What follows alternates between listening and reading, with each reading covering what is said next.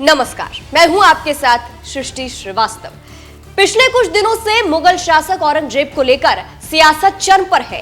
तमाम जरूरी मुद्दे छोड़ इतिहास की परतें उखाड़ी जा रही है। किसी की नजर में औरंगजेब क्रूर शासक था तो किसी ने उसका महिमा मंडन कर दिया। गड़े मुर्दे उखाड़ कर धार्मिक उन्माद फैलाया गया। हद तो तब हो गई जब औरंगजेब विवाद के बीच महाराष्ट्र के नागपुर में दंगा भड़क गया। इस आग में घी डालने का काम किया कुछ नेताओं के बयान ने। खुद महाराष्ट्र बीजेपी के नेता औरंगजेब की कब्र खोदने की बात करने लगे। इसी बीच एक ऐसा बयान भी आया जिसने आग में घी नहीं पानी डालने का काम किया है। साथ ही अपने ही मंत्रियों को बड़ी चेतावनी भी दे डाली।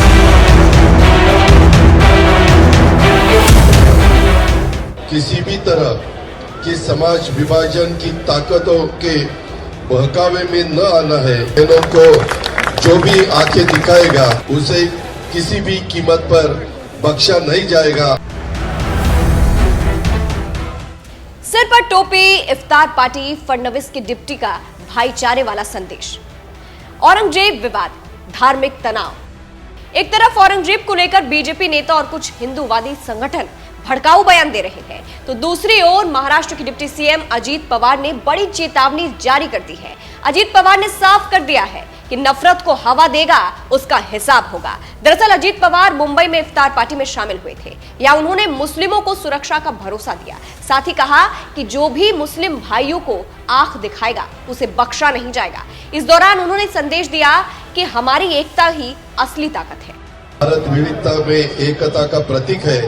छत्रपति शिवाजी महाराज, डॉक्टर बाबा साहेब अम्बेडकर, महात्मा ज्योतिबा फुले, राजर्षि शाहू महाराज ने सभी धर्मों और जातियों के साथ लेकर समाज की उन्नति का मार्ग हम सबको दिखाया है।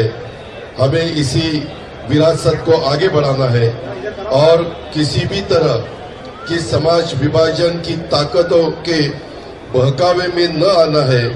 हाल में हो रहे हमने होली मनाई, जल्दी गुड़ी पाड़वा आने वाला है, फिर ईद आएगी।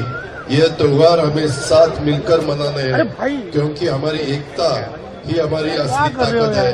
मुझे एक भरोसा देना है, आपका भाई अजीत पवार आपके साथ है।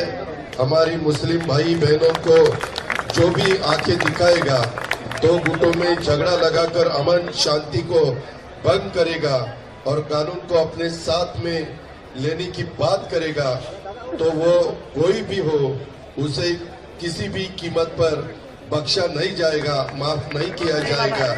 इतना ही मैं आप सभी को बताना चाहता हूँ। हाल ही में देश में धार्मिक तनाव के कई मामले सामने आए। ऐसे समय में अजीत पवार का ये बयान बड़ा अहम हो जाता है। अजीत पवार ने ये भी साफ कर दिया है कि जो कानून हाथ में लेगा उसे बख्शा नहीं जाएगा, ना ही माफ किया जाएगा।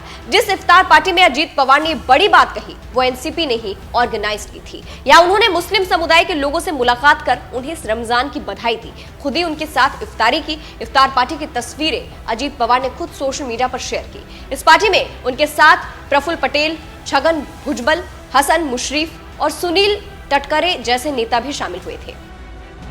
नीतीश राणे को दिया जवाब। अजीत पवार के बयान को महाराष्ट्र के मंत्री और बीजेपी नेता नीतीश राणे के लिए करारा जवाब माना जा रहा है। हालांकि अजीत पवार ने नीतीश राणे का नाम तो नहीं लिया, लेकिन पिछले कुछ समय से आए उनके भड़काऊ बयानों पर इशारों में ही जवाब दे दिया है। नीतीश राणे ने औरंगजेब विवाद के बाद कहा था कि औरंगजेब की कब्र को उखाड़ फेंकना चाहिए। शिवाजी महाराज की सेना में एक भी मुसलमान नहीं था। नागपुर हिंसा के बाद विपक्ष ने आरोप लगाया था कि नीतीश राणे के भड़काऊ बयानों के बाद ही हिंसा भड़की थी। नीतीश राणे के अलावा बीजेपी सांसद उदयन राजे भोसले ने भी औरंगजेब की कब्र को ढहाने की मांग की थी। उन्होंने कहा था कि एक जेसीबी मशीन भेजकर उसकी कब्र को गिरा दो, वो एक चोर और लुटेरा था।